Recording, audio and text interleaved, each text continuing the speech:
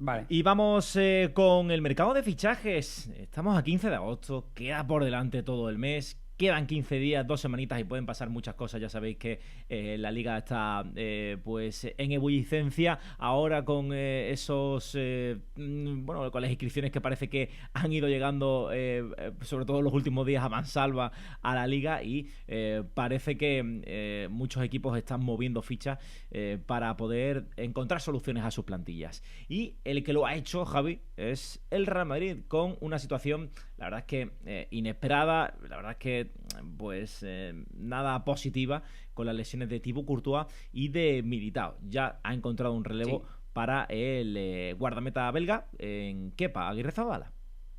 Bueno, lo primero sobre el tema de la lesión del brasileño, también ligamento cruzado, había soluciones en plantilla, caso de Rüdiger como teórico titular, caso de Nacho como un suplente de muchas garantías.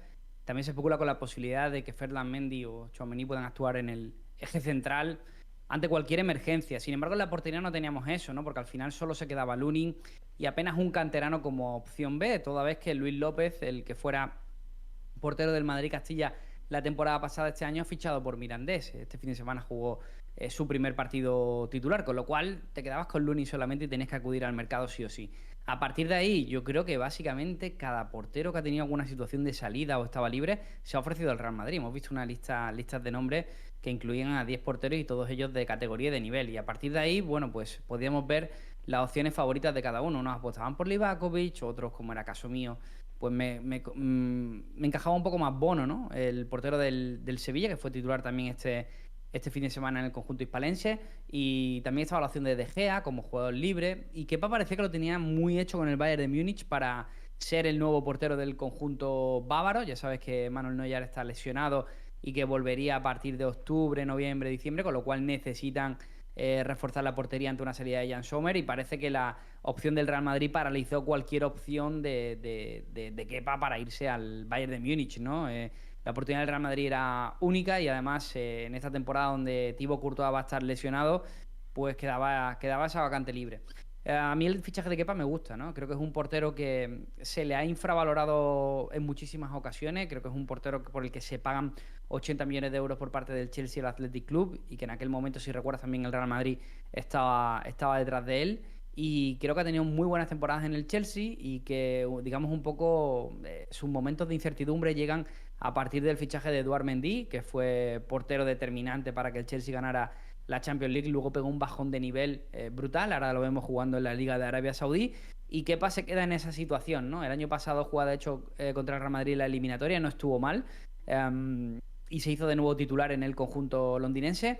Y creo que el Madrid, sobre todo, ha cerrado la operación ya no solo por las condiciones individuales de Kepa, sino por la opción de que sea una cesión de un año, sino opción de compra. Y eso al final, pues, es una situación que tienes que hacerlo sí o sí, porque Courtois es tu portero titular y lo va a ser en cuanto esté disponible. Sí, y a mí las dudas que me ofrece más que nada es que la sombra del gigante belga es muy grande, ¿no? Y claro, pues, cubrir o Lo es. tener esas expectativas de pues es muy complicado, ¿no? Yo creo que el aficionado madridista tiene que ser consciente de que bueno, pues ha perdido a uno, para mí el mejor portero del mundo, y no hay otro mejor, ¿no? Entonces, pues por consecuencia tiene que Sí, ser es de peor. ese tipo de fichaje que podemos decir que son irreemplazables. O Sí, sea, realmente ahí lo que tiene que haber es un mal menor. Pero bueno, creo exacto. que Kepa es una buena contratación. Sí.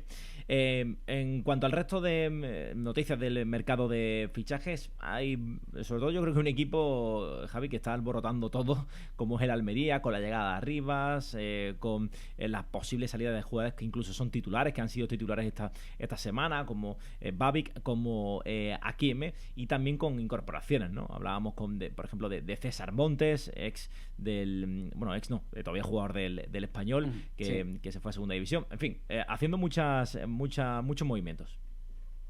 Sí, el Almería, ya lo vimos en el estreno, que necesita reforzarse, perdón, sí o sí. Bueno, pues es un equipo que ya la temporada pasada se salvó un poco con lo justo y que necesita contrataciones relevantes, además que se han producido salidas importantes, especialmente la del Bilal. Touré necesita esa compensación. Claramente la portería es uno de ellos y parece que Maximiano será el primero en llegar y que el resto podrían caer por su propio peso. Lo que me preocupa un poquito es que se siga pensando en las salidas y en hacer caja, ¿no? Aquieme puede tener sus horas contadas en el equipo y sobre todo más que Aquieme lo que más me preocupa es Lucas Robertoni, ¿no? Que el otro día incluso con la derrota del Almería ante el Rayo le volví a ver como el jugador más destacado del equipo.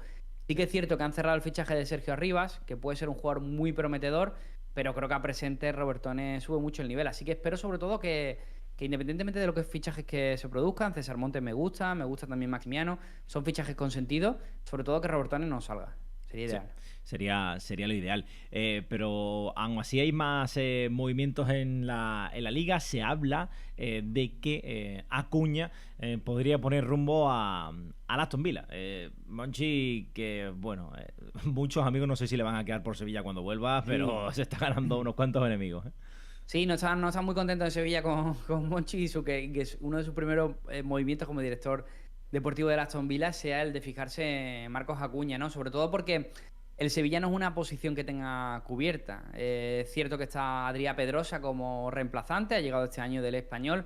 Es un jugador de futuro y que puede ser un buen suplente, pero la diferencia de nivel con respecto a Marcos Acuña es bastante alta, con lo cual lo obligaría al Sevilla a ir al mercado, un mercado que tampoco invita al optimismo porque estamos viendo las dificultades con las que todos los equipos españoles se están moviendo en el mismo. Así que, bueno, sí que es verdad que es un poco de bajón y veremos lo que sucede con el argentino y en una temporada que recordemos que el Sevilla no solo tiene la Liga y tiene la Copa, sino que también va a tener Liga de Campeones por ese billete obtenido y también esa Supercopa de Europa ilusionante que tiene esta misma semana. Y hablando de directores deportivos, hablaba de Monchi, pues también te hablo un poco de Ramón Planes, ¿no? Y es que me dejó bastante sorprendido el canutazo del otro día junto a Ángel Torres, donde se hablaba sobre Ramón Planes. Primero ha sido el fichaje de Altimira, ahora parece que podría ser el de Alderete, al Real Betis. Y bueno, pues decía Ángel Torres que le parecía bien que los equipos superiores, en este caso el Betis, económicamente fichen a jugadores de su plantilla, es un poco lo que hay, pero que no le parecía tan bien que bueno, que Ramón Planes, ex director del Getafe, pues aprovechara toda esa info para hacer su trabajo en el Betis, esa info que evidentemente él ya tiene de su época en el Getafe. No, desde luego que estamos hablando de un jugador de una jugada, ¿no? Por así decirlo, mejor dicho, que al Getafe le hace un roto, ¿no? Le hace un roto. Sí, pero bueno, yo no sé, el Getafe en este caso yo tengo la sensación de que todo lo que sea facturar bien le viene, ¿no? Todo lo que sea aligerar, pero claro, hombre, sobre todo con el caso de Altimira, muy decoroso no es, ¿no? Porque le hemos visto y tiene pintazo de jugador, tiene pintaza de jugador. Y hombre, era una buena operación el fichaje de Altimira por el Getafe. Creo que además se lo llevaron a coste cero, si no me equivoco. O no sé si tuvieron que pagar una compensación de 300.000 o algo así. Y es que tenía una cláusula, nada, de aquí a final de agosto era, creo que era de apenas millón y medio, ¿no? Sí. Que es lo que ha pagado el Betis, con lo cual, pues ese es un roto importante. Sí. Y ya para terminar, Javi, nos vamos hasta Valencia, un Valencia sobre el que hay muchas dudas puestas, sobre todo en los despachos, más allá de que futbolísticamente, como ya hemos hablado, pero ¿qué va a pasar con el equipo de Peter Lim? Hay varios nombres que suenan con fuerza, pero parece que desde los despachos está bloqueada, ¿no? la situación. Bueno, sí, el Valencia tiene esa situación complicada de mercado. Es verdad que el otro día, bueno, pues sorprende y de qué manera ante el Sevilla, ¿no? Apoyándose al final en la fuerza del escudo y en una plantilla muy joven, con jugadores como Javi Guerra, Diego López o este chico Fran también. Y la verdad que sorprendió a propios extraños, ¿no? Porque todos pensábamos que llegaba con una plantilla muy debilitada, que la llega. Bueno, pues la salida de Rashik a la Salernitana, al Sassuolo, si no me equivoco, nos deja ese margen, ¿no? Siempre hemos leído a nuestros compañeros de Valencia, especialmente, bueno, pues a Héctor en tribuna, de la situación que tiene el Valencia, que al final necesita generar bajas para poder traer a esas salidas. Parece que la de Rashik permitiría la llegada de Sergi Canós, del jugador del Brentford.